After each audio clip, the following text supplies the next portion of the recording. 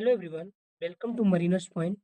Here we are going to solve electrical written numerical question.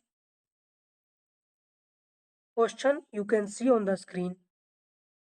Find the length of manganese wire required to make a 15.7 ohm resistor if the diameter is 0.315 mm and resistivity is given. Okay, now what are the data given in the question? I will write first, then I will go one by one to find the length of manganese wire. The resistance given in the question is resistance is given. Okay. Diameter is given. Resistivity is given. Now we have to calculate the length of the wire. As we know that formula of resistance is equal to rho into length by area. Now we have to simply put all the value of data here and we can find the resistance of the wire. Length we can find.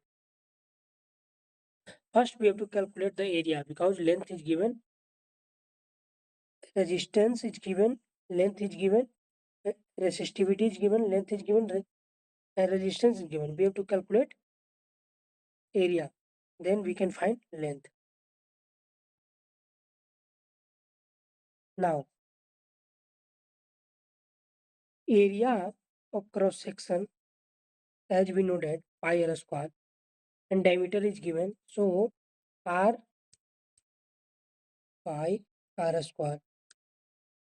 We can write r is equal to d by 2.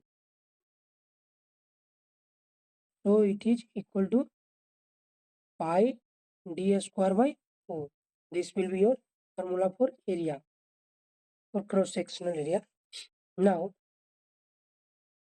wire is in the form of cylinder, then area of the base of the cylinder is pi r square.